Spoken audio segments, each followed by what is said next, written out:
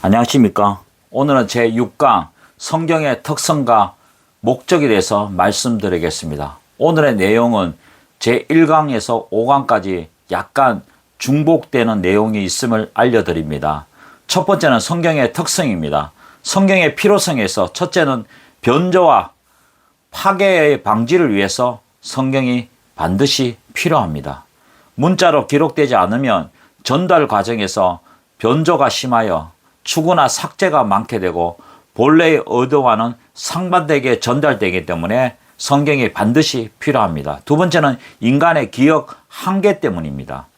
계시가 구전으로 전달될 때 반복적 학습을 통하여 일정한 틀을 지니고 전수되지만 인간의 기억력의 한계 때문에 원형대로 전달될 수 없기 때문입니다. 또 전달 과정에서 전달자와 전수자가 바르게 이해하지 못하여 바른 전달이 어렵기 때문이죠. 셋째는 온 인류에게 전달되기 위해서입니다. 온 인류에게 계시를 전달하는 최선의 방식은 문자로 의한 기록입니다. 구전은 한 종족에 국한되어 보편성을 지닐 수 없습니다. 모든 종족에게 전파되는 길은 문자로 기록되므로 가능합니다. 두 번째는 성경의 권위성입니다. 첫째는 이 성경의 권위는 결코 교회의 인정에 근거하지 않고 성경 자체에만 의존합니다. 이것은 하나님의 말씀으로서 자기 가신성입니다. 자기 스스로 자기의 진술을 믿고 확신하게 하는 권세를 갖습니다. 둘째는 성경의 권위는 하나님의 권위와 일치되므로 절대적인 권위를 갖습니다. 성경 내용의 진술에 의해 사람의 생명과 사망이 결정되기 때문이죠. 그래서 계시라는 단어가 자신을 우리에게 알리시는 하나님의 주도권을 보여주고, 영감은 그분이 자신을 알리시는 방법과 과정을 가리킨다면 권위는 그 결과를 가리키는 것입니다. 셋째는 성경은 그 내용에 따라 역사적 권위와 규범적 권위로 나뉩니다. 그리스도에 의해서 성취된 구약의 성경 부분들과 성경이 보고되는 모든 것이 역사적으로 확실한 진리이면 역사적 권위가 기속됩니다. 성경은 예수 그리스도에게서 성취되었으므로 그 성취된 부분들이 역사적인 권위를 갖습니다. 역사적인 권위도 신적 권위입니다. 교리와 윤리는 규범적인 권위인 것입니다. 셋째는 성경의 무호성입니다. 성경은 그 원래의 형태, 신앙, 실천, 역사, 지리, 연대, 과학에 있어서 사실과 모순되는 오류가 전혀 없습니다. 성경은 하나님의 영감으로 된 책이기에 완전히 믿을 만하며 우리를 잘못 인도하지 않으며 확실하고 진실합니다. 우리가 성경이 완전 무효하다고 믿는 것은 성경의 사본과 번역본에 대한 것이 아니라 영감 많은 기자들이 양피지나 파피루스 종이에 기록한 최초의 자필 원고인 성경의 원본에 대한 것입니다.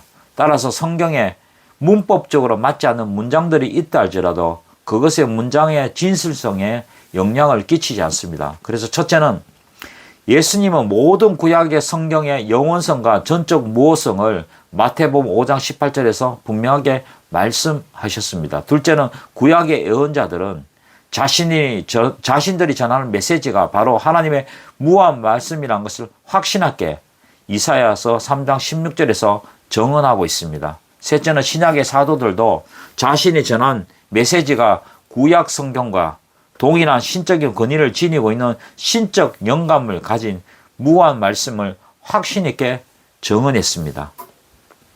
네 번째는 성경의 자정성입니다. 첫째는 성경은 고전성에 있어서 자정합니다.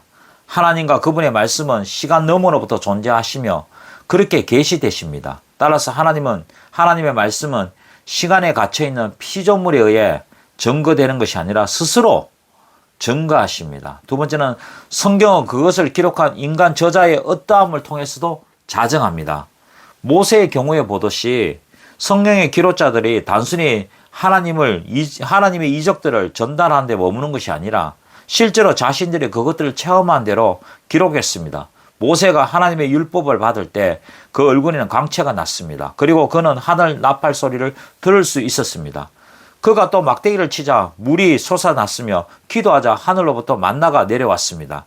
하나님께서 선지자들과 그의 사도들을 감동시켜서 성경 기록자들로 사용함으로써 기록자의 말씀이 스스로 진리임을 증거하게 하셨습니다. 셋째는 성경의 저자들이 예언의 영을 받아서 이미 된 일뿐 아니라 앞으로 될 일도 기록하였으므로 성경의 자정성을 확정합니다. 넷째는 성경은 자체의 가마력으로 어떠한 핍박 가운데서도 순수하게 보존되어 왔으며 땅끝까지 확장되어 가고 있다는 측면에서 자정합니다.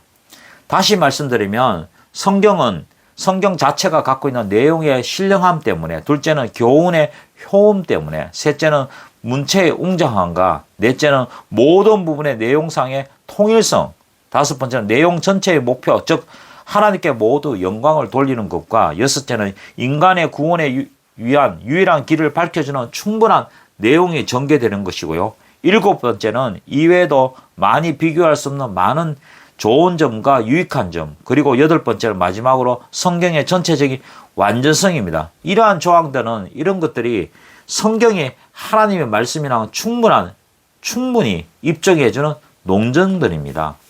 다섯 번째는 성경의 통일성입니다. 첫째는 다양성 가운데서 통일성입니다.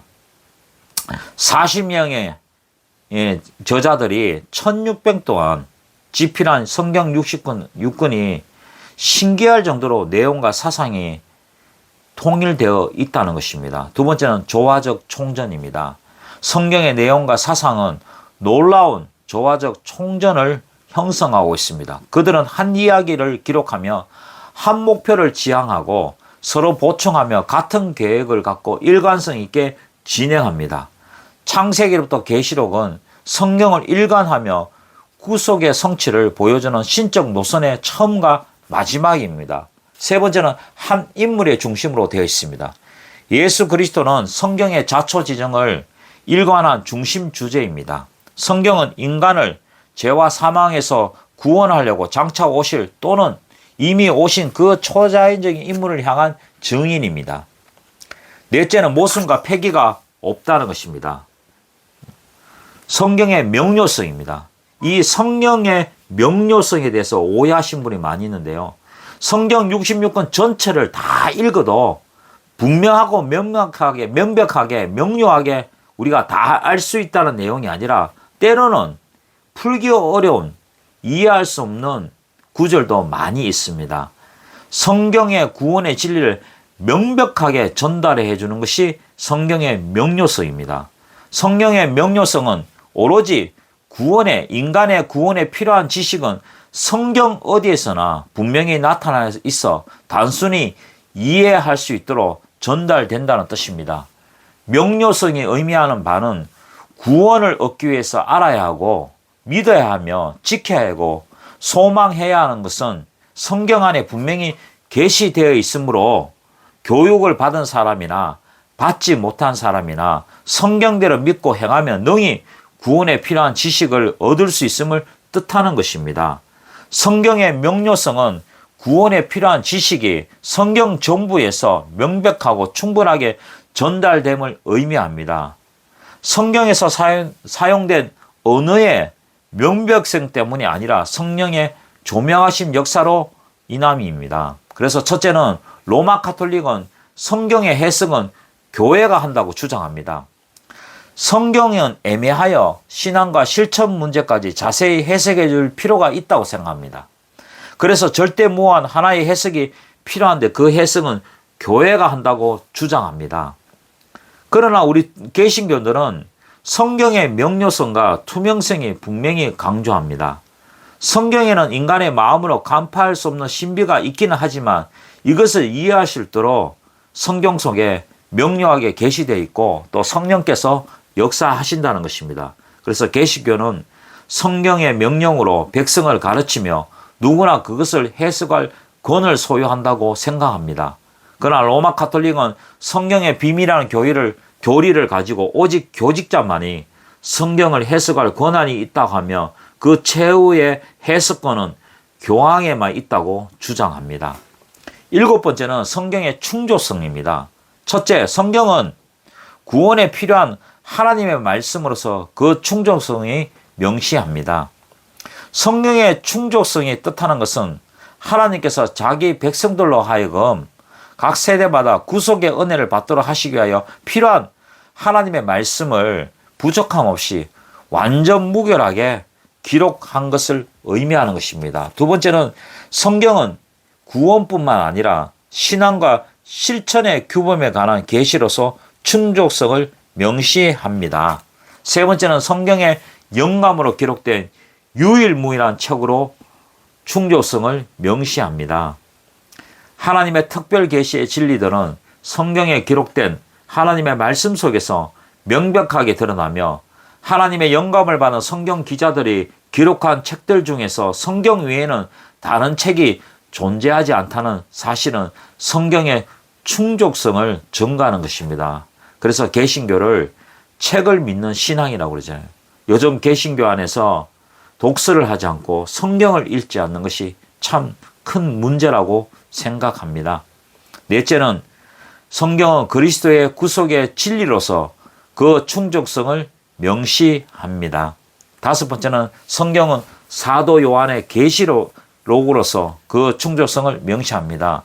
계시록 22장 18절과 19절에서는 사도 요한이 기록한 계시록이 성경의 충족성을 잘 명시하는 것은 곧 누구든지 성경에 가감하면 보응을 받는다고 분명히 말씀했기 때문이죠. 그러므로 구원과 신앙생활을 위하여 성경 외에 다른 새로운 계시를 얻으려 하거나 색다른 이단적인 교훈을 추구할 이유가 전혀 없습니다. 제 개인적인 경험으로요, 어떤 보수교단, 우리나라에서 특별히 보수신앙을 지키는 교단에 있는 그 모임에 갔는데요, 같은 방에 있는 목사님이 아침에 일어나서 하나님께 깊이 기도한다 합니다. 그분의 말씀은, 그 목사님의 말씀은 하나님은 성경 안에 갇혀 있지 않다는 거죠. 성경 위에 말씀도 주시니까 아침에 깊이 기도하는 것은 성경 외에 계시의 말씀을 받기 위해서 기도한다고 합니다. 하나님께서 우리에게 계시하신 진리의 말씀은 성경에서 벗어나지 않습니다. 왜냐하면 성경에 계시된 진리의 말씀, 생명의 말씀, 능력의 말씀은 인간에게 구원에 필요한 충분하고 충족되어 있기 때문이죠. 그래서 성경의 충족성을 완전히 깨버리는 이단성이 있는 생각입니다. 새로운 계시는 없지만 선지자이신 예수 그리스도의 성령님을 통해 계시 행위는 항상 영원토록 있는 것입니다. 우리 개신교 개혁파 교회는 성경이 부족하기 때문에 로마 가톨릭처럼 가경이 필요치 않으며 신비주의자들처럼 성경의 계시가 부족하기 때문에 성경 외에 현재적인 계시, 직통 계시가 필요치 않습니다. 자유주의자들처럼 성경에 많은 것도 아니고 인간의 책도 아닙니다. 성경은 그 자체만으로도 충분합니다. 하나님의 말씀 이에 첨가하는 것이 신비주의자들이요, 제하려는 것이 자유주의자들입니다. 더하지도 감하지도 아니하고 그대로 믿는 것이 개신교요, 우리 개혁파 신앙인 것입니다. 이것은 신앙행위의 정확무확한 유일한 법칙이요, 구원사역에 있어서 완전하고 충족한 것입니다. 여덟 번째는 성경의 최종성입니다. 우리는 더 이상 선지자들과 함께 있지 않기 때문에, 또한 우리 주님이 제자들과 함께 계셨던 것처럼 동일하게 우리와 함께 계시지 않기 때문에, 그리고 우리에게는 사도시대에 있었던 계시의 새로운 도구가 있지 않기 때문에 우리 주님과 그분의 사도에 유지된 개념에 따르면 성경의 절대적인 면에서 하나님의 생각과 뜻을 우리에게 보여줄 수 있는 유일한 계시입니다. 이것이야말로 성경의 최종성이 우리에게 의미하는 바입니다. 즉 성경만이 유일하게 현존하는 하나님의 말씀인 것입니다. 그렇다면 두 번째는 성경의 목적입니다. 성경이 우리에게 주신 목적이 뭐냐? 첫 번째는 죄를 깨닫게 하는 목적입니다. 성경의 말씀을 우리가 읽는 것은 가르치기 위해서, 설교하기 위해서, 성경을 읽으면 내 죄가 보여야 되고 나에게 하시는 말씀이지 그 사람에게 하시는 말씀이 아니고 다른 사람을 떠올리면 안 됩니다. 성경은 무엇인지, 우리 마음속에 있는 죄가 무엇인지, 또한 우리의 어떤 행동이 하나님 앞에 죄인지 깨닫도록 가르쳐 주시는 것입니다. 두 번째는 예수 그리스도를 증거하기 위한 목적입니다. 요한복음 5장 39절에 너희가 성경에서 영생을 얻은 줄 생각하고 성경을 연구하거니와 이 성경이 곧 내게 대하여 증언하는 것입니다. 세 번째는 영생에 관한 진리 전달의 목적입니다.